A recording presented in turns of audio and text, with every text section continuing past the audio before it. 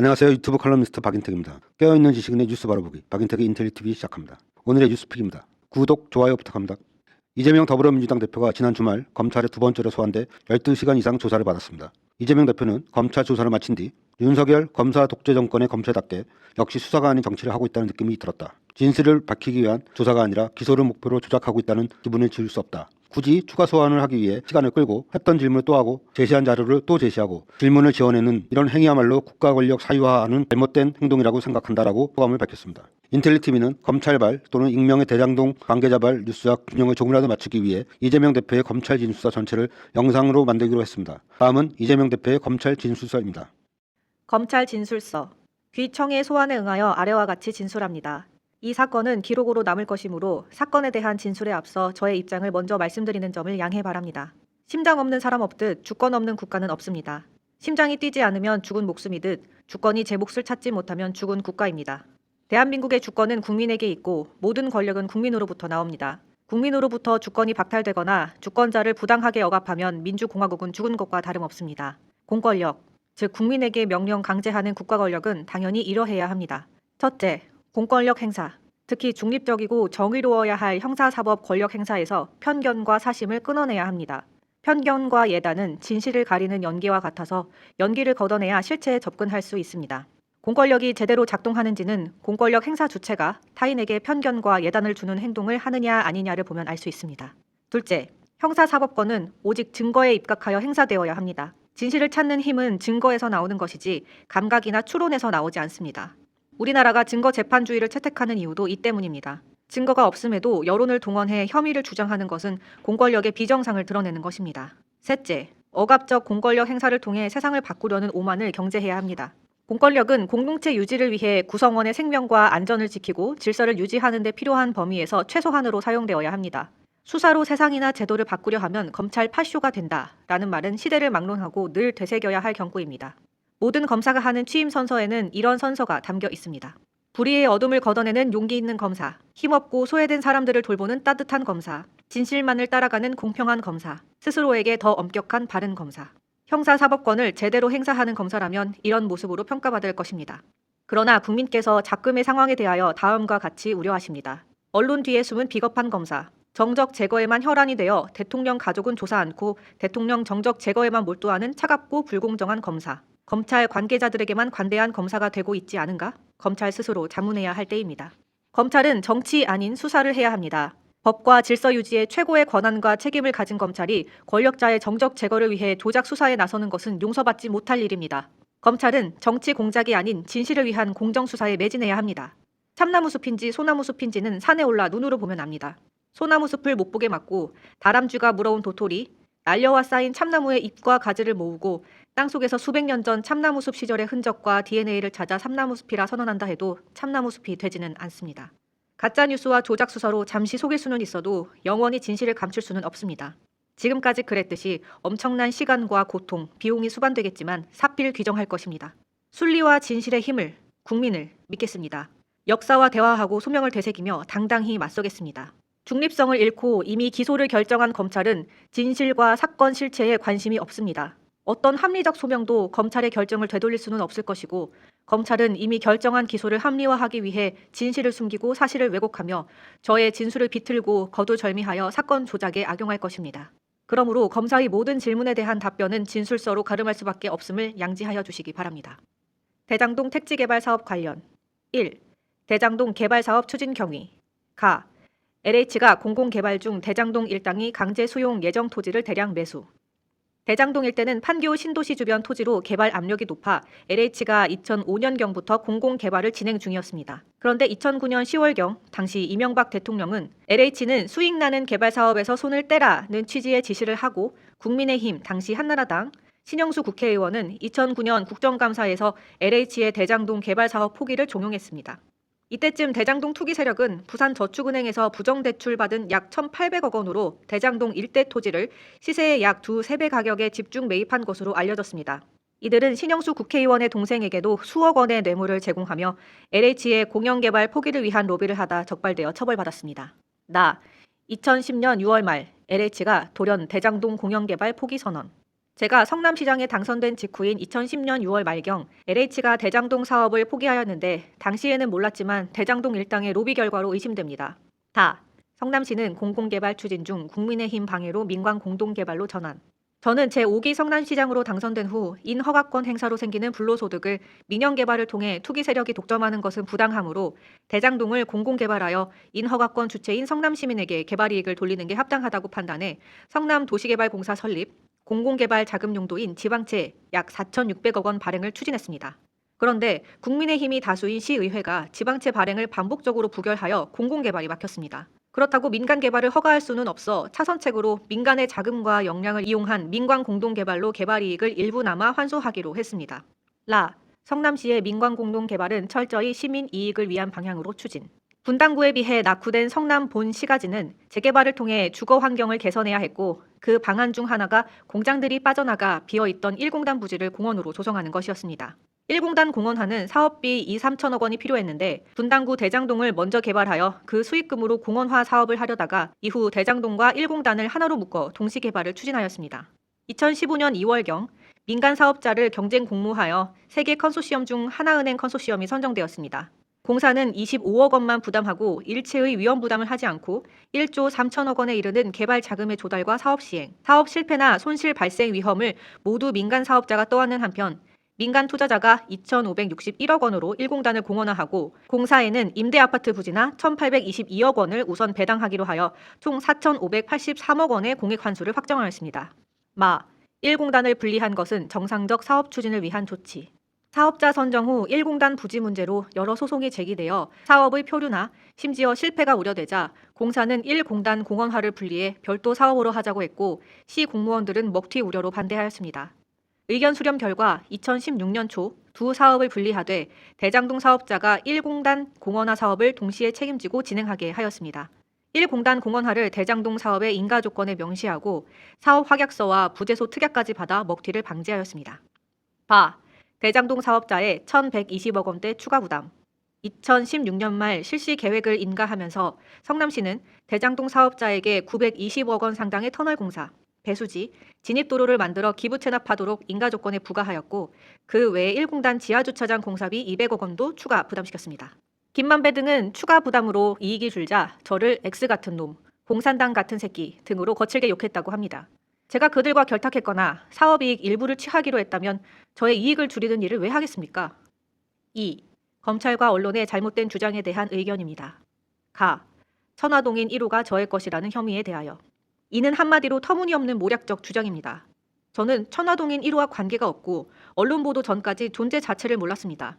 개발 사업의 민간 사업자들은 천화동인 1호를 포함한 수익자들은 모두 SK증권 특정 금전신탁 형식으로 들어왔다는데 제가 그것을 알 수가 없습니다. 천화동인 1호는 화천대유의 100% 출자 회사이고 화천대유의 주주는 김만배 씨라고 합니다. 제가 천화동인 1호의 실주인이 아님은 천화동인 1호 재산의 처분 내용만 보더라도 알 수 있습니다. 천화동인 1호는 대장동 개발 사업에서 모두 2,018억 원을 배당받았는데 배당이 이루어지자마자 수백억 원이 김만배 씨의 대여금 형식 등으로 새나갔고 주식 투자나 부동산 구입에 수십억 원이 사용되었으며 그중 일부는 손실 처리되었다고 합니다. 정영학 녹취록에서 김만배 씨가 유동규 씨에게 700원을 주겠다고 했다는데 그 돈이 남아있지도 않은 것 같습니다. 만일 제 것이라면 김만배 씨가 천화동인 1호의 돈을 그렇게 함부로 써버릴 수 있었을까요? 유동규 씨는 700억은 자신의 것이 아니라 제가 달라고 하면 주어야 하는 돈이라고 합니다. 결국 자신은 전달자에 불과하고 자신은 아무 몫이 없다는 것입니다.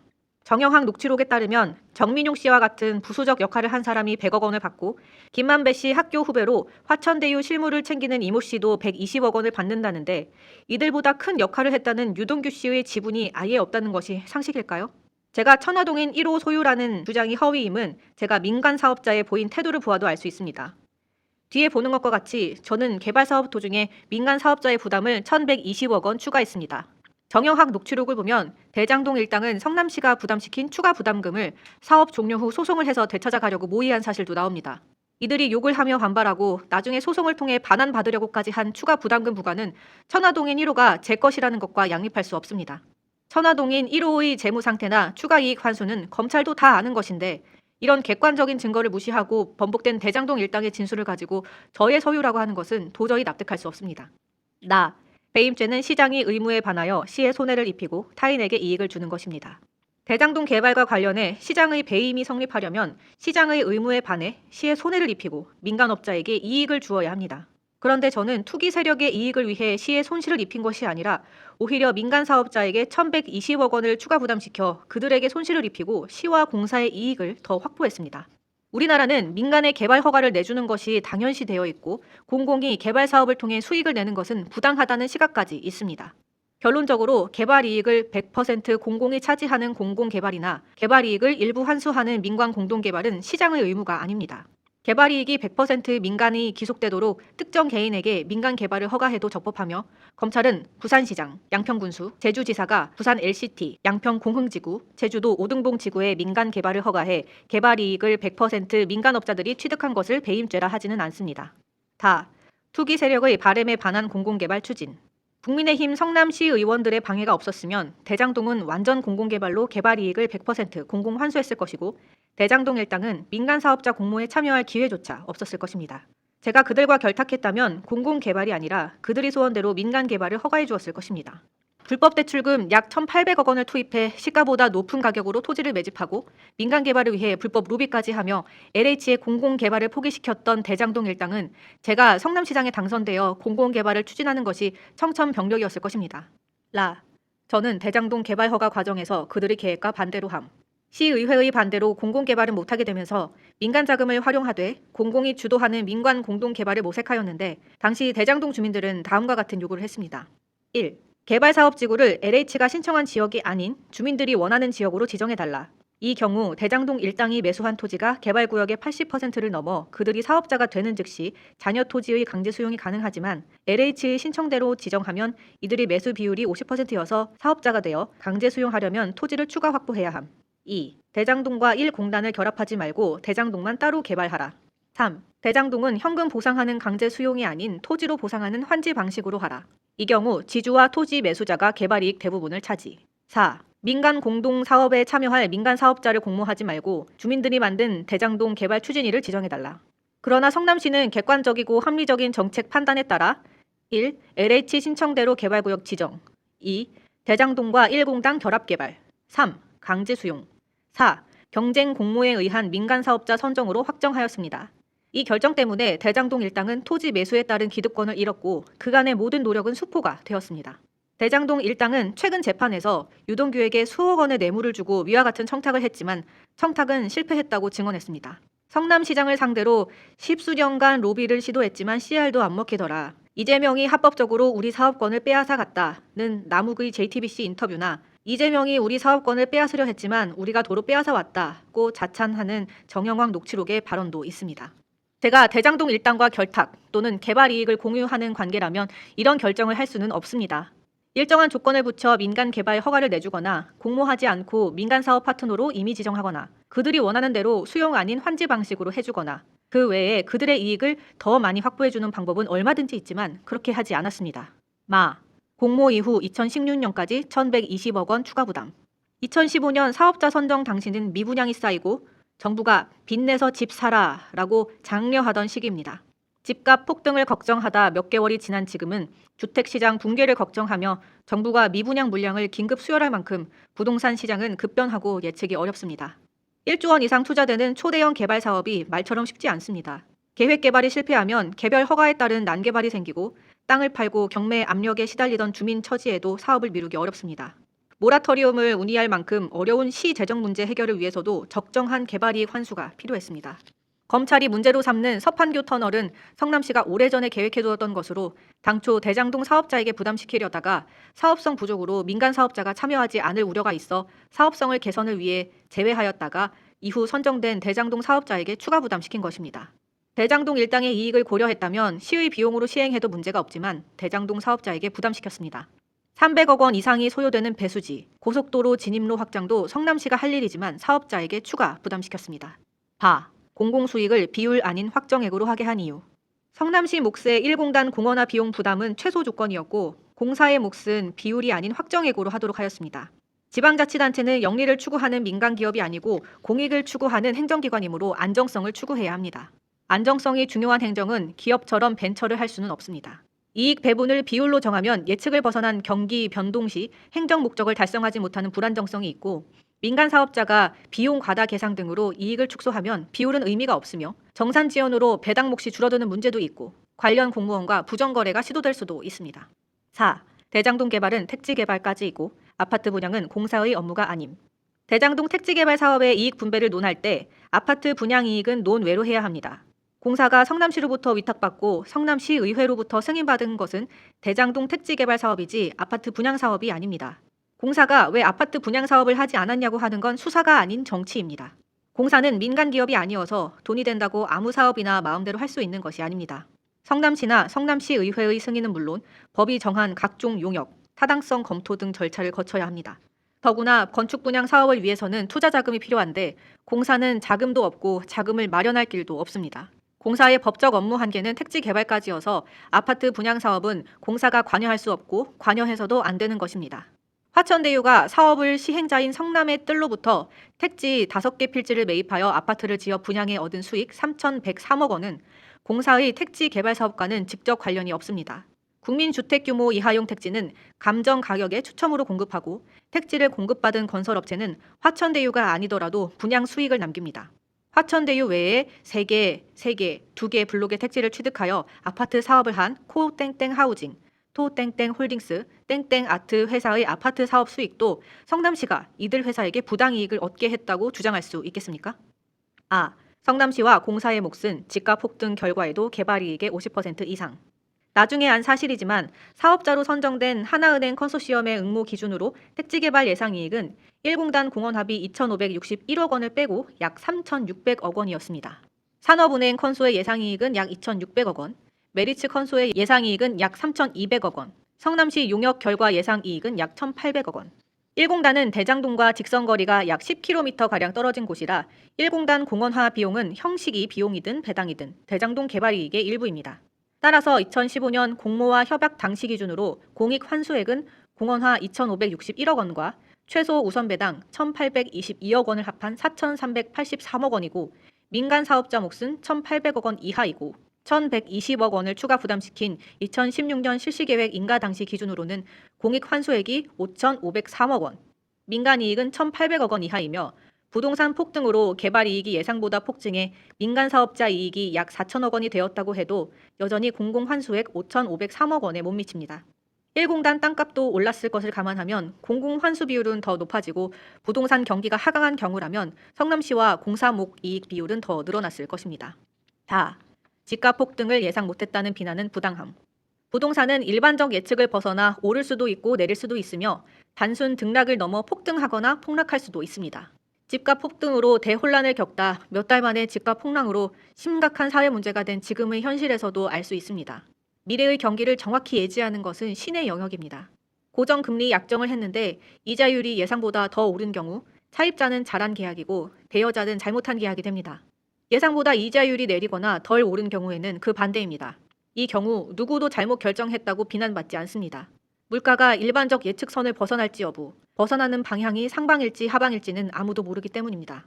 배당 방식은 예상보다 경기가 호전되면 비율로 정하는 것이 예상보다 경기가 악화되면 사전 확정하는 방식이 유리하지만 경기가 예상을 벗어나 악화될지 호전될지 모르는 일이므로 안정성을 중시해야 하는 행정기관으로서는 비율 아닌 확정액으로 하는 것이 타당합니다. 비율 약정이 언제나 잘한 결정도 아닙니다. 부동산 시장이 예측과 달리 급락하여 이익이 대폭 줄거나 손실이 발생한다면 반대로 고정이익이 아닌 비율로 정한 것이 문제가 될 것입니다. 공모에서 배당 개요가 정해졌는데 예상을 초과하는 이익이 발생할 경우를 대비하여 추가 배당을 요구하면 상대방은 당연히 예상을 벗어난 이익 감소나 손실 발생 시에 손실이나 이익 감소에 대한 분담을 요구할 것이고 이를 수용할 수밖에 없습니다. 이익 분담만 합의하고 손실 분담, 이익 감소 분담을 하지 않는다면 상대방이 배임으로 문제될 것입니다. 자, 하나은행 컨소시엄 내 배당 비율은 성남시와 무관한 그들 내부 문제. 은행들이 이익 배분을 적게 받고 화천대유, 천화동인 등이 4천여억 원을 배분받은 것은 그들 내부에서 스스로 결정한 사항으로 성남시로서는 알 필요도 없고 알 수도 없는 일입니다. 화천대유, 천화동인이 왜 그렇게 큰 이익을 배분받았는지는 하나은행 등 민간 사업자들에게 물어야 합니다.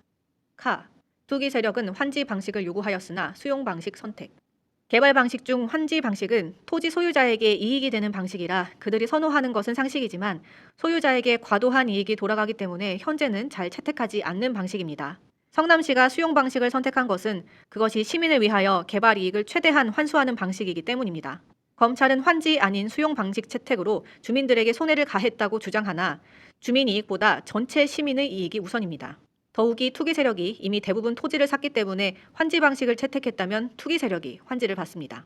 투기 세력 아닌 일부 주민들을 위해서는 충분한 토지 보상금과 이주 및 생활 대책을 시행하도록 노력하였습니다. 터널 공사 확정 시기는 배임 의제와 관련이 없음. 검찰이 소스를 제공한 것이 거의 확실한 일부 언론의 보도에 의하면 성남시가 터널 공사를 뒤늦게 확정시켜 수용은 저렴하게, 택지 매각은 비싸게 하도록 해서 배임죄라고 합니다. 터널 공사는 2000년대부터 이미 성남시 도로계획에 들어있던 것으로 공개되어 있는 것이고 원래 성남시 예산으로 개설해야 하지만 2016년 대장동 실시계획 인가 시 개발사업자에게 부담시킨 후 도시계획법 절차에 따라 터널 공사를 한 것입니다. 1공단 공원화 사업 분리와 공사 시기 지연이 배임?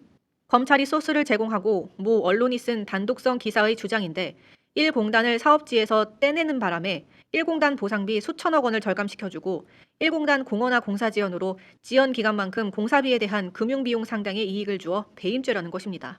소송 때문에 사업의 정상적인 진행을 위해 분리는 불가피했으며 행정 절차를 거쳐 1공단 공원화를 최대한 빨리 하는 것이 시의 공식 입장이었으며 일부러 공사를 지연시킨 것도 아닌데 공사 지연 기간에 금융비용 상당의 이익을 주고 시에 손해를 입혔다는 것은 말이 안 됩니다. 컨소시엄을 금융사 중심으로 하고 건설사를 배제한 것이 배임? 금융사 중심으로 민간 사업자를 정한 것은 자금난으로 사업이 좌초 또는 지연되는 일이 없게 하려는 것이고 재개발 사업 등에서 보는 것처럼 건설사들은 부정부패를 저지를 가능성이 높기 때문입니다. 부동산 불경기 속에서 1조 3천억 원이 넘는 투자금이 필요한 대규모 사업에서 자금의 안정적 조달은 사업 성패를 좌우합니다. 건설사는 대규모 자금 조달에 어려움을 겪을 수 있고 실제 의왕시 백운밸리 개발 사업에서 주관사인 건설사의 자금난으로 사업이 지연되었습니다. 대규모 개발 사업에서 사업 지연은 금융비용 폭증으로 사업 실패의 원인이 됩니다. 대기업들이 비자금 조성용으로 건설회사를 계열사로 가지고 있다는 말도 있고 재개발, 재건축 수주비리 사례에서 보는 것처럼 건설사들은 비리로 사회적 물의를 일으킬 가능성도 높습니다. 특히 건설회사가 주관사가 될 경우 과잉 발주를 통한 비용 부풀리기나 이익 빼돌리기 가능성이 큽니다. 가능하면 금융사 중심으로 컨소시엄을 꾸리고 건설회사는 공정한 도급 계약에 따른 시공권을 가지는 것이 바람직한데 실무 의견도 같았습니다. 부담을 안기는 침익적 행정행위와 달리 혜택을 주는 수익적 행정행위에는 광범한 재량이 인정됩니다. 사업의 안정적 수행과 투명 경영을 위한 금융사 중심 컨소시엄 공개 모집은 배임이 될 수 없습니다. 민간 주도 개발 허용 가능성을 봉쇄한 이유. 성남시는 대장동 택지 개발 사업을 공사에 위탁하면서 공사가 위탁을 기회로 특정 세력과 결탁하여 일정한 수익 확보 조건으로 민간 개발을 허용하는 경우를 막기 위해 사업 시행자는 반드시 공사나 공사가 출자한 법인이 맡도록 하였습니다.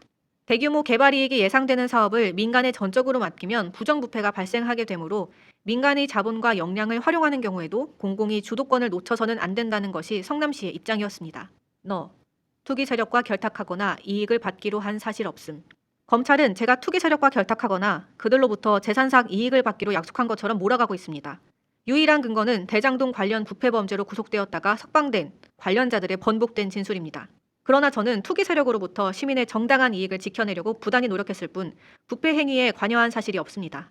최근 정영학 녹취록 전문이 언론에 공개되었는데 이제 국민들은 정영학의 녹취록에 근거하여 검찰의 공소 사실을 평가할 수 있게 되었습니다.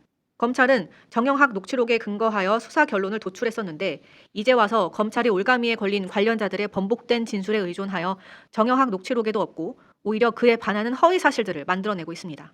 3. 대장동 관련 부패방지법 위반 혐의에 대해서. 혐의의 세부 내용은 알기 어려우나 언론 보도 등에 따르면 제가 비밀 정보를 대장동 일당에게 제공하거나 유동규가 제공하는 것을 승인했다는 것으로 추측됩니다. 유동규가 그들과 결탁하여 비밀 정보를 제공했는지 저로서는 알 수 없지만 유동규가 범죄 행위를 저지르며 범죄 사실을 시장인 제게 알릴 이유도 없고 제게 알릴 필요도 없습니다. 객관적으로 드러난 사실이나 정영학 녹취록을 보아도 저는 이들의 부정 비리와 관련이 없습니다. 정영학 녹취록과 이들의 법정 증언 등에 따르면 이들은 이재명이 우리 사업권을 빼앗아 호반건설에 주려 했지만 우리가 도로 빼앗아 왔다거나 이재명 모르게 특정 금전신탁 뒤에 잘 숨어 있었다며 자부하거나 이재명이 너네 졸라 싫어해 라는 내용이 나옵니다. 저는 대장동 일당이 사업자 공모에서 하나은행 컨소시엄의 특정 금전 신탁에 숨어 있었던 사실은 이 사건이 문제되고 나서야 알았으니 저도 모르는 이들을 위해 형사처벌을 무릅쓴 채 그들을 위해 비밀을 유출하거나 유동규로부터 범죄 행위인 비밀 유출을 보고받고 승인한다는 것은 상식에 반합니다. 위례 신도시 주택 분양 사업과 비밀 누설 관련. 성남시는 본 시가지의 원활한 재개발을 위해 임시 거주용 임대 아파트 단지가 필요했지만 임대단지 조성에 필요한 자금을 시 예산만으로는 감당하기 어려웠습니다. 이에 따라 저는 위례 신도시 주택건설 사업으로 분양 이익을 확보하고 그 수익으로 임대 아파트를 건설하여 이를 재개발 이주 단지용으로 활용해 LH가 시행하다 중단한 본시가지 재개발 사업의 재개를 구상했습니다. 2010년 7월 성남시장 취임 후 저는 개발 이익의 성남시 귀속을 주장하며 LH와 협상하여 가장 위치가 좋은 공동주택 부지의 우선 매입권을 확보하고 이명박 정부를 설득하여 주택건설자금 조달용 지방채 발행을 승인받았으며 경기도는 이 지방채를 인수하는 예상 편성까지 했었습니다. 그런데 국민의힘이 다수인 성남시의회는 위례 주택사업용 지방채를 반대하며 지속적으로 공유재산 관리 계획을 부결시키고 결국 지방채 발행까지 부결시켰습니다. 이유는 부동산 불경기로 인한 사업 실패와 적자 우려, 공공이 수익 사업을 하면 안 된다는 등이었습니다. 당시 국민의힘 시의회의 지방채 발행 부결로 공공개발 자금을 조달할 수 없어 성남시는 아파트 분양 사업도 임대주택 건설 사업도 재개발 지원도 모두 포기할 수밖에 없었습니다. 다만 위례 신도시 주택부지는 LH가 추첨으로 공급하는데 추첨 경쟁률이 심지어 수백 대 1의 1을 정부였으므로 기왕 확보된 아파트 부지 우선 매수권을 활용해 공사가 수익 사업을 하기로 했습니다. 공사는 토지 매수권을 넘겨받은 후 민간 투자와 함께 특수 목적 법인 SPC를 만들고 민간 투자자가 사업 자금과 투자 위험을 부담하되 지분 5%만 출자한 공사가 이익의 50%를 배당받기로 하였습니다. 재개발과 연계된 주택 분양 사업은 시의회의 반대로 좌절되었고 토지 매입권을 활용한 자투리 사업은 공사가 수행하는 자체 수익 사업이었습니다. 출자는 5%인데 위험 부담이나 재무 부담도 없이 50%의 수익 지분을 확보했으니 외관상은 좋은 결정이었지만 사후 정산해야 하는 비율 배당의 약점이 곧바로 드러났습니다.